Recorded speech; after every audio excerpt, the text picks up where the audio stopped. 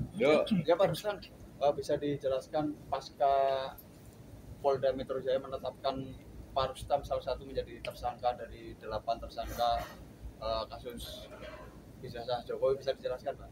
Ya, Bismillahirrahmanirrahim. Assalamualaikum warahmatullahi wabarakatuh. Waalaikumsalam. Jadi hari ini Polda mengumumkan tentang 8 tersangka. Salah satunya saya, Rustam Effendi. Buat saya tersangka itu nggak penting buat saya. Artinya apa?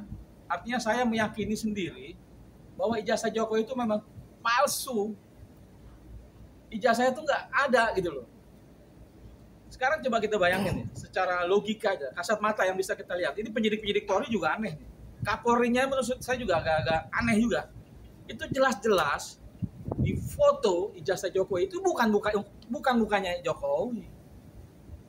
Lihat bibirnya, kupingnya, matanya itu bukan Jokowi. Artinya tidak perlu dilihat, diperiksa secara lab, dibanding-bandingkan dengan lihat itu aja jelas itu bukan Jokowi gitu loh.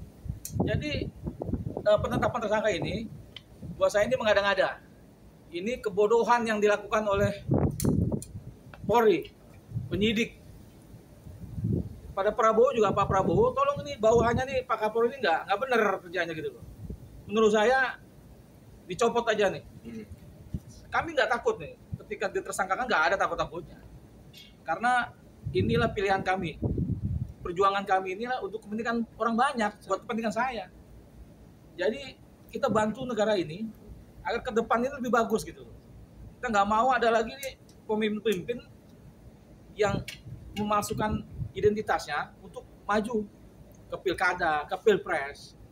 Jadi jelas-jelas hari ini saya pribadi nih sebagai aktivis, kawan-kawan saya ini ada banyak aktivis.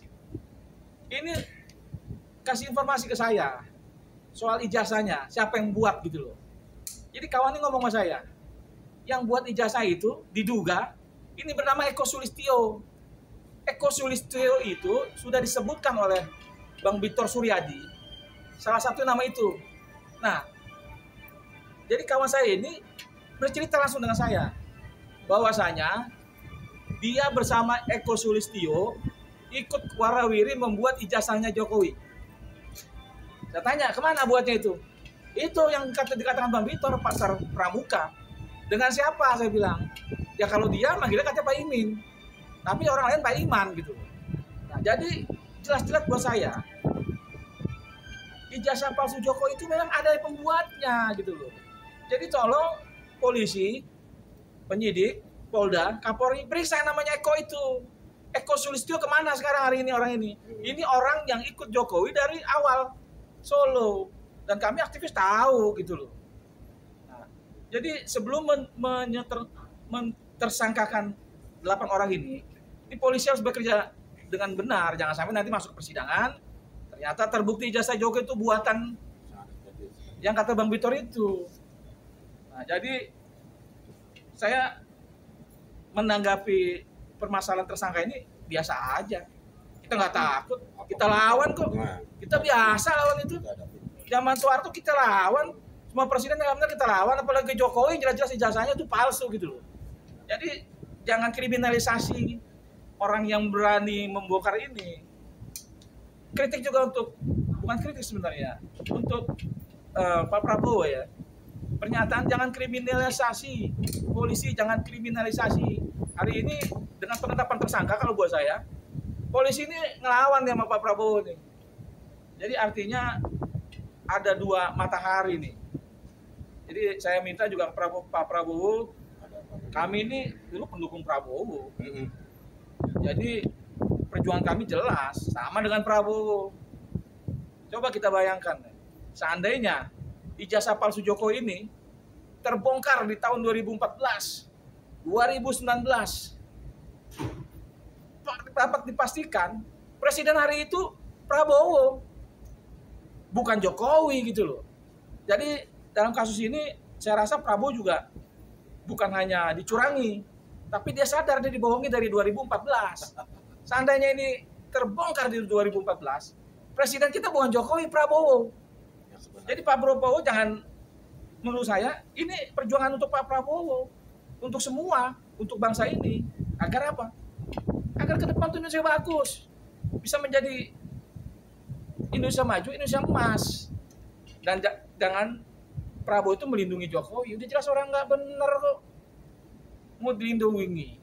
Ini udah saya nyatakan ini ya karena beberapa hal, artinya dalam persidangan pun di PN Jakarta Pusat, di Solo, emang nggak ada ijazahnya, Jokowi nggak dibawa, yang katanya mau kita akan bawa ke pengadilan dalam persidangan nggak ditunjukin dari awal juga. Itu artinya memang ijazah itu diragukan. Pak Prabowo tolong jangan lindungi Jokowi gitu loh. Jokowi itu udah mau tenggelam, sudah tenggelam bahkan. Prabowo jangan bantu Jokowi, nanti Prabowo yang tenggelam. Ini kasus besar. Jadi jangan sampai nanti bola api itu ke Prabowo gitu loh.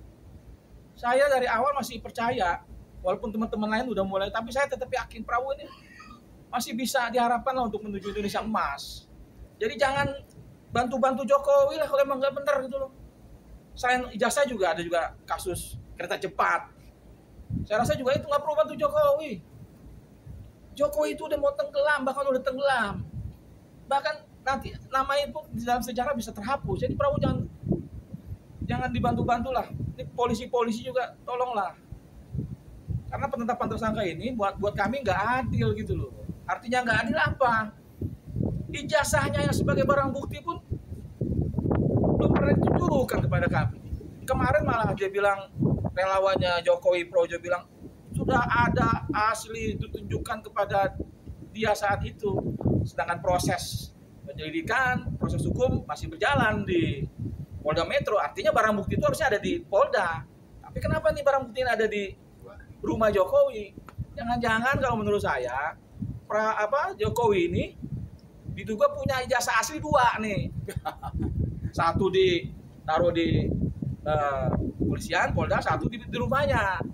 Kalau ijazah asli ada 2, ya asli kan dua-duanya nggak bener. Gitu loh. Kira-kira seperti itu. Semoga nih ke depannya kita siap kok, kita siap di pengadilan kok. Kita bersidang di pengadilan, oke. Kita hadapi. Karena saya meyakini ijazah Jokowi itu memang palsu, tidak ada. 3 tahun 4 tahun lalu kita udah berjuang untuk itu. Sampai hari ini nggak ada di persidangan. Jadi bohong besar kalau Jokowi akan tunjukkan di pengadilan. Saya yakin nggak akan tunjukkan. Jokowi ini penakut. Jokowi ini bohong besar. Kira-kira seperti itu. Ini Bang Rustam, adakah langkah konkret hukum dengan tim kuasa Abang nih yang akan diambil? Kalau langkah-langkah hukum itu nanti kita mungkin akan berkumpul mengatur semuanya, kita tunggu dari kuasa hukum akan seperti apa. Tapi saya meyakini 8 tersangka ini bukan orang yang takut. Karena apa? Kami ini sebagai tersangka di dunia, yang ditersangkakan juga untuk kepentingan orang banyak, untuk kepentingan masyarakat. Yang kita takuti ini ketika kami jadi tersangka di akhirat, itu yang kami takuti. Ngadepin Jokowi nggak takut lah. Berarti lawan lah. Bang Rustam merasa dengan keputusan ini bentuk diskriminasi ya? Kriminalisasi, maaf. Kriminalisasi terhadap Abang dan para 8 tersangka ini. Ya, kalau menurut saya ini kriminalisasi yang dilakukan oleh Partai Coklat, geng Mulyono. Nah, seharusnya Partai Coklat sadar gitu loh. Jangan mau lagi dimanfaatkan oleh yang namanya Joko Widodo. Karena nama Partai Coklat ini kan terbentuk ketika Jokowi berkuasa. Akhirnya pandangan masyarakat melihat ada partai lagi, partai baru, Partai Coklat namanya. Jadi kami minta supaya Partai Coklat hari ini nggak ada lagi untuk kepentingan Jokowi. Partai Coklat itu harus berpihak kepada kepentingan rakyat. Karena apa? Ini momentum bagus untuk pihak Polri menjalankan tugasnya dengan baik. Sehingga apa? Sehingga rakyat melihatnya, oh ini polisi masih harus ada. Institusi Polri ini harus ada di Indonesia. Jangan sebaliknya. Yang saya khawatirkan itu ketika Polri melakukan kriminalisasi, rakyat melihat itu, rakyat marah. Nah, dengan marahnya rakyat apa? Misalnya, salah satunya mungkin rakyat akan menuntut polisi di bawah Departemen Dalam Negeri di bawah kementerian. Ini luar biasa. Ya kalau menurut saya kasihan lah, karena polisi-polisi yang sekarang ini kan belum tentu sama dengan polisi rezim Jokowi gitu loh. Pasti banyak polisi yang baik. Yang nggak benar itu mungkin 1-2 orang lah. Tapi kan ini pemimpin harus dipangkas nih, harus dipotong. Polisi-polisi begini merusak institusi Polri. Saya minta nih Pak Prabowo Subianto jangan dianggap masalah ini masalah kecil, ini masalah besar. Artinya Kapolri itu kalau nggak benar diganti. Saya minta dengan sangat hormat melihat situasi dari kemarin ini, Polri Pak Listio Sigit ini kayaknya masih aja bertuhankan ke Pak Prabowo, ke Pak Jokowi gitu loh. Sehingga Pak Prabowo sendiri kalau saya melihat ya nggak dihargai lah. Jadi mendingan orang itu potong aja, selesaikan, copot, cabut apa dicopot lah, diapakan lah menurut Pak Prabowo sebaiknya lah. Karena udah Pak Kapolri hari ini udah nggak menurut saya nggak pantas lah. Kurang bisa membangun institusi Polri dengan baik. Kira-kira seperti itu, Bang. Berarti selama ini Bang Rustam masih menjanggali ya status ijazah Jokowi ini. Iya. Dan saya mau nanya Bang, itu terkait statement Abang mengenai Eko Sulistyo dan kedekatannya dia dengan Jokowi ketika di Solo. Dan Eko Sulistyo itu sebagai apa ya? Dari kawan-kawan itu bilang itu mantan ketua KPU Solo, dia selalu dengan Jokowi itu. Nah, jadi ada beberapa kawan yang bilang menduga nih keterkaitannya Eko Sulistyo ini. Eko Sulistyo tolong tampil lah kalau memang benar-benar sebagai salah satu ya, mungkin nggak satu orang sih saya rasa ini salah satu yang diduga membuat ijazah Jokowi. Tolonglah kalau masih punya hati nurani untuk kepentingan bangsa itu tampil lah. Nanti saya kasih temukanlah dengan orang yang ngomong sama saya yang katanya bersama Eko juga bikin kesana kesininya. Hari ini memang dia agak-agak takut gitu loh, agak-agak kurang nggak berani gitu. Tapi banyak yang udah tahu masalah ini, termasuk juga kawan-kawan dekat juga cerita lah gitu. Ini gampang kok nyari sebenarnya. Satu orang ini dipanggil aja Eko, kemana-mana kebongkar ini udah. Tolong Bang Eko, Mas Eko harus bertanggung jawab, jangan jadi penakut lah.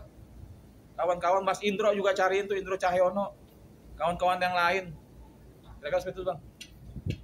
Ini Bang, mengingat kasus ini kan sudah berjalan lama gitu. Kenapa gitu penetapan tersangka hari ini dan bertepatan dengan laporan KPU ya terkait data dan dokumen pribadinya Jokowi dalam persidangannya di KIP dengan Andri. Kalau menurut saya mungkin kebetulan aja kayaknya pas-pasan ya, pas kita melapor tadi di Barreskrim, ya ada konferensi pers Polda, ya mungkin desakan-desakan termul ini ya, artinya saya melihat ini mungkin secara tidak kebetulan aja lah, waktunya bersamaan gitu. Tapi kan dengan adanya masuk laporan tadi Bang Bona ya, ini suatu pegangan juga buat Mabes Polri nih, buat memeriksa kembali bener nggak ijazah Jokowi itu di KPU segala macam itu nggak sesuai sesuai peraturan lah gitu kira-kira.